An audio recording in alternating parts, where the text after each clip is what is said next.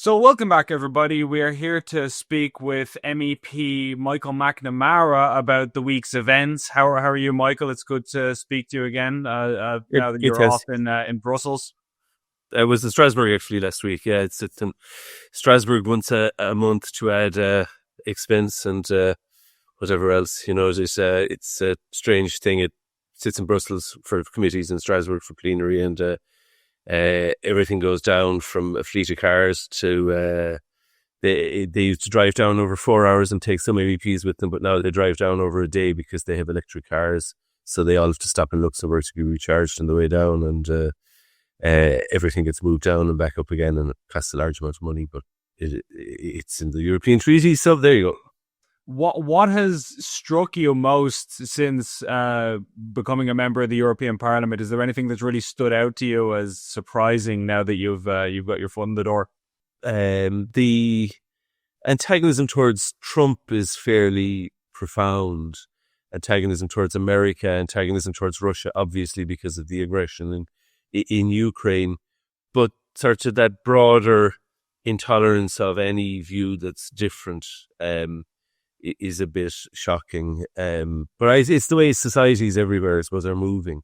There's no sort of point in listening to the other side in case you might find a point of agreement from which you could work and develop more agreement. It's, let's not listen to them. Let's not talk to them just in case we might find a point of agreement. In the United States, you have two complete polar opposites bashing each other. In Europe, it seems like almost hegemonic on one side, but still a complete reluctance to even try to understand people with differing viewpoints.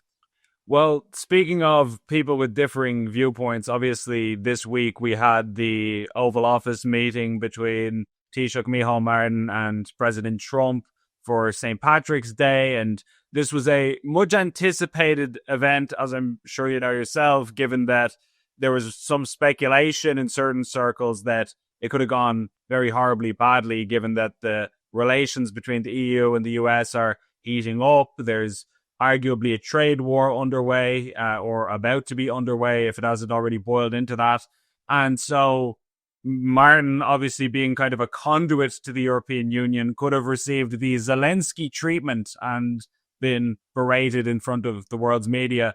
But that obviously didn't happen. It turned out to be a lot more amicable and cordial than we anticipated. What did you think of the meeting and how it went? How would you rate the Taoiseach's performance and indeed Donald Trump's performance? I mean, it seems to have been quite successful. I mean, you talked about a huge amount of build-up. I mean, obviously there was a huge amount of build-up here in Ireland. I mean, the St. Patrick's Day and the St. Patrick's sort of festivity events in the United States are hugely important to Ireland. I'm not sure they're quite as important to the United States, and there's the same level of build-up in the United States as there was here. I mean, I suppose every country thinks it's the centre of the world, but I mean, Ireland is a relatively small country. Obviously, there's a large Irish-American diaspora, but I mean, I'm not entirely sure that their votes are going to be determined on how pleasant or unpleasant an American president is to a Taoiseach whose political views they may or may not agree with, to the extent that they know anything about his or her political views. So, but it seems to have gone well, and I mean, I think Micheál Martin seems to have handled it well. I mean, there seems to have been a couple of awkward chuckles, but that's kind of par for the course, I would have thought, in any meetings. And he seems to have played it well. Trump seemed, to be didn't seem to have any axe to grind, particularly with Ireland, but made it clear about the pharmaceuticals and taxes arising from the pharmaceuticals that they want their money back. It's business, not personal. I mean, every country wants its exchequer to benefit from taxation, particularly taxation that's linked to economic activity within their borders. Yeah, did you think that Trump's comments had a kind of an ominous undertone to them? Because obviously he made it clear that his intention is not to hurt Ireland directly and on purpose, but many of the measures he was talking about as far as trying to get US industry back will inevitably have a knock-on consequence. We're now seeing this floated idea of a 200% tariff on certain alcohol products. That would obviously be devastating for Ireland if that was to come in. And even though we might not be the target of it, he's more going for the broader European Union, we would certainly be caught in the crossfire. Do you think that there's cause for concern in the way he outlined his plans? Yeah, I mean, obviously, there is cause for concern. I mean, we're a very open economy. We're very reliant on corporation taxes. If I know we're going to discuss this specifically, I'd have the exact figures, but the exchequer figures that were released in January of this year pointed to a very high proportion of our taxation being corporation taxes. Excuse me that I don't have the exact figures. Within those corporation taxes, a very high proportion were paid by a small number of American multinationals. But then beyond that, in our taxation system, I mean, a high proportion of income tax, etc., is also paid by employees of those multinational American in origin multinational corporations. So we are very dependent on that. In fairness, successive governments have highlighted that, but at the same time plunder that, I think, to pay for day-to-day expenditure and to pay for sort of the burgeoning state that we have. I mean, we have a massive increase in the cost of running our state since in the last 10 years. It's 66% increase, or is it even higher? Again, I mean, I don't have those figures off the top of my head, but they are readily available, and I have accessed them in the past. I mean, nobody's hiding them. So we do have a problem. As regards this 200% levy on whiskey, I mean, obviously it'd be very detrimental to Irish distillers, but whether that necessarily would mean Ireland, I mean, Irish distillers use a lot of American corn. I mean, everybody assumes that it's Irish barley, and they do use some Irish barley, and there are many distillers in Ireland who use exclusively Irish barley. Diageo, in fairness to them, when making Guinness, try to use Irish barley, or use as much of it as they can. Irish distillers have adopted a policy of importing American corn to make whiskey. So, you know, there are employees in Ireland, and their jobs are, of course, hugely important. But the extent to Irish distillers, the point I'm making is that they could benefit Ireland a lot more if they were to decide to use Irish whiskey and become a genuinely Irish whiskey. That's Jameson, for example, would be the big brand. I mean, Powers, Paddy, Jameson. Powers and Paddy were bigger brands a long time ago, but I think they decided Jameson was a better brand for marketing a long time ago. And of course, it's not an Irish company anymore. It's a subsidiary of a large multinational. That's actually a point I wanted to ask you about as well. Is that, do you think, in light of all of this, we should be looking to foster greater economic independence and investing not even necessarily just financially, but in terms of encouraging and fostering native industry? Because we've seen that tourism figures are down, and obviously tourism is one of the biggest earners for this country. I would assume that is related to things like our asylum policy, at least in part, that can't not have had an impact when you turn half the hotels in the country into IPAS centres. There's various downstream effects then on the hotel industry and the restaurant industry, and 100 other different businesses that would rely on the revenue that comes from that. And you can name many other examples of native Irish industries that we should have sewn up that are not doing as well as they could. Do you think that's something that the government are kind of going to be forced to look at now, given that we have this sort of Damocles hanging over our head with the tariffs? Well, I mean, it's not quite half of our hotels, but it is a very high number of hotel beds. I think it was about a third of hotel beds, if not in Clare, where I'm from, and obviously West Clare in particular is very heavily reliant on tourism. Over a third of the hotel beds were used to house IPAS applicants and beneficiaries of temporary protection. That was having a big impact on tourism in Clare, because bus tours, they were hotels that bus tours used to stay in. Okay, independent tourists sort of who fly into Dublin, hire a car, drive around, and go back, but spend more than a bus tour. But nevertheless, bus tours will stop and, they'll stop, have lunch, have dinner, buy stuff, and that market has completely disappeared. Also, the cost of Ireland, our cost of living that Irish people endure, but also that the tourists must pay if they want to stay here, has risen massively. I mean, there's been a huge inflation in Ireland, and sometimes I'm surprised by how low the official figures are compared to the actual cost of living in Ireland.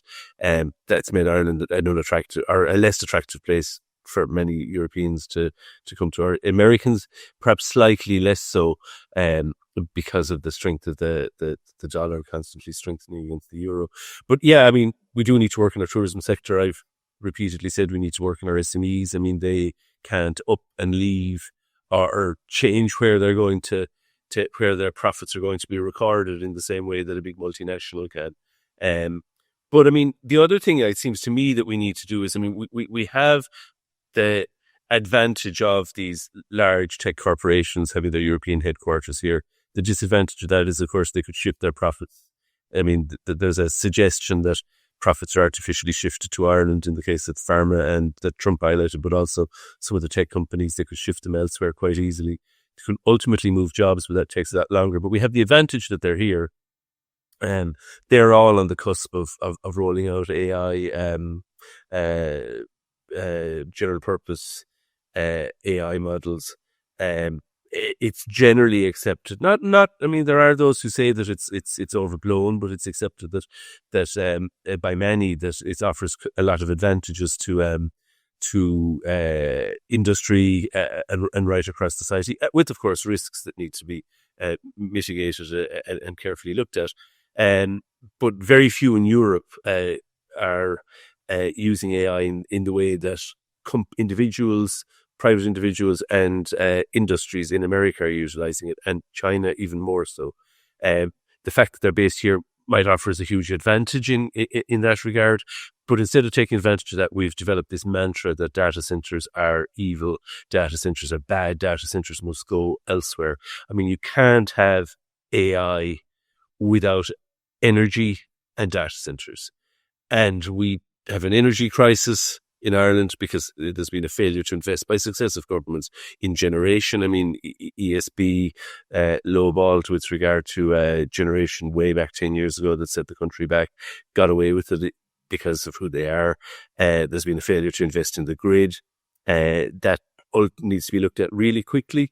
But we can't, in my view, take the position that the last government adopted, that there would be no large energy users connections to the grid, or none allowed until such time as the grid is improved. We need to look at what we can do now, because there'll be no large energy users connected to the grid now for over 3 years. Eamon Ryan very recently said, I think since leaving office, that there wouldn't be any until 2030 at the earliest. I mean, that AI leap that most countries are looking to take advantage of. We know that France had this AI Action Summit. Before that, there were two summits, one in Korea, one in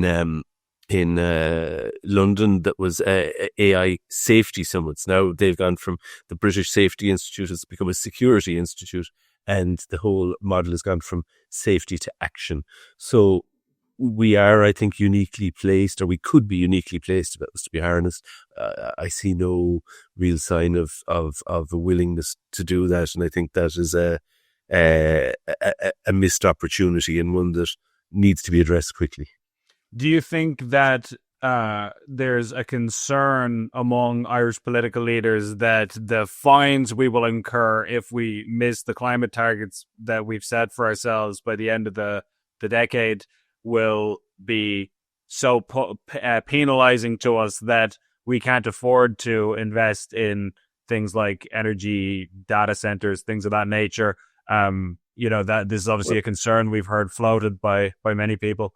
I mean, the last government said that we were all going to be driving electric cars by 2030, but we can't drive electric cars unless we have a grid and electric generation. I mean, we are, I'd say, one of the very few countries in the world that have diesel trains running between their biggest cities. And our rail network is obviously, Eamon Ryan, in fairness to him, did invest in it, did seek to improve it, but it's still paltry by international standards. We do need to look at what we can do without damaging our economy to move away from carbon emissions, and transport is a huge sector. Obviously, agriculture is a big sector in Ireland because we don't have an industrial base.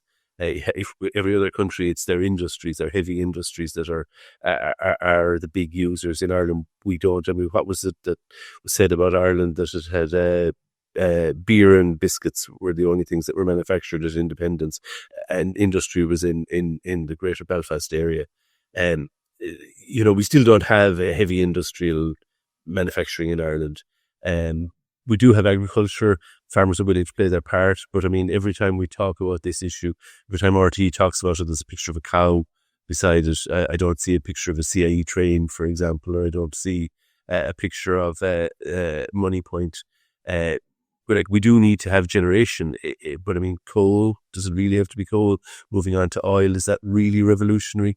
I mean, I think we need to look at small nuclear reactors. We need to look at speed up what we're doing around offshore wind. I think, there's a lot of, I think we're reaching saturation point with onshore wind generation, because we're essentially, like, a farmer can't, if they have peat soil now, they're very, very circumscribed in what they can do with it. They can't plough, they can't till it, you can't afforest it, but yet Creel Chicken can pour hundreds of lorry loads of concrete into a hole in a deep bog to put a mast on top of it, and hey, that's no problem. So I mean, and of course they're one of the few areas, these kind of remote areas, where wind farms are going in Ireland. I mean, you see wind farms in less remote areas in Europe, but we seem to want to put them in the most remote of areas. But they're the only places where there's like considerable biodiversity left. So I do think we need to look at that offshore mapping. It needs to be speeded up. My own former constituency colleague, Timmy Dooley, I think, it was given a ministry with responsibility for that. I sincerely hope he succeeds, because that mapping is important to other countries. A lot of investors have come to Ireland with an interest in saying, you have the best wind capacity off your west coast, and left again shaking their heads, and they're now putting money into Portugal and Scotland, and we're not really progressing. So, there is a lot to be done, but there's a lot of scope to do things too, and that's the upside. Briefly coming back to the trade issue and AI and the European Union's competitiveness on the world stage. Obviously we can't talk about the fine details of this because it'll no doubt be an ongoing case, but I'm sure you're familiar with the arrests that took place in Belgium yesterday in connection to the Chinese tech company Huawei, where there was essentially allegations that there is corruption within the European Parliament, that certain lawmakers were receiving payments or clandestine money to influence legislation in one way or another. And this is all still alleged, of course, so we can't get into the intricacies of it. But how do you think things like that will influence the European Union's relationship with China, given that obviously now that America is in a competitive space with the EU, there had been talk that the European Union could turn towards Chinese markets and maybe try to form a closer relationship with China when it comes to trade. Things like this are no doubt going to make that a little bit more complicated. Do you have any particular thoughts on that? Yeah, I mean, I don't see the European Union turning towards China. I mean, again, there's much to be critical of in China, and I would have Xinjiang, that the province where Uyghurs were in the majority, is an area that I managed to visit 20 odd years ago and left an impression on me. Their treatment of minorities. There are a lot of questions to be asked about it. There's a lot of questions to be asked about their treatment of democracy activists in Hong Kong.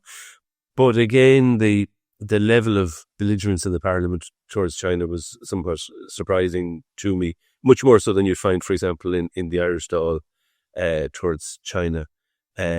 And that's not to say there aren't legitimate questions, but just because you don't agree with somebody doesn't mean that you have to go about poking them in the eye wherever possible. You can try and engage in a dialogue. You can try and see is there something that you can agree on. I don't see the European Union moving towards China. You said the European Union is a competitor of America. It is to an extent, but I mean, I would have thought America, as much regards China, seems to be part of that pivot away from Europe is to tackle what's perceived as an economic and industrial threat from China. The European Union is making eyes at India and Modi, and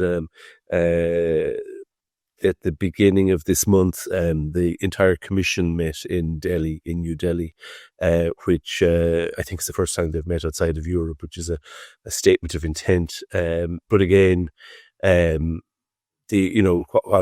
suppose India's values would appear to be somewhat closer to the European ones in terms of personal freedoms, respect for civil and political rights, etc., than China. And if there's to be a pivot towards a big bloc, I would have thought it'll be India, maybe Latin America, this Mercosur deal, which is problematic from an environmental and agricultural perspective. But they, I'd say, and Canada, of course, will be the blocs that Europe will look to pivot towards more so than China. Excellent. Well, thank you so much, Michael. Really appreciate your time. Thank you very much. Thanks.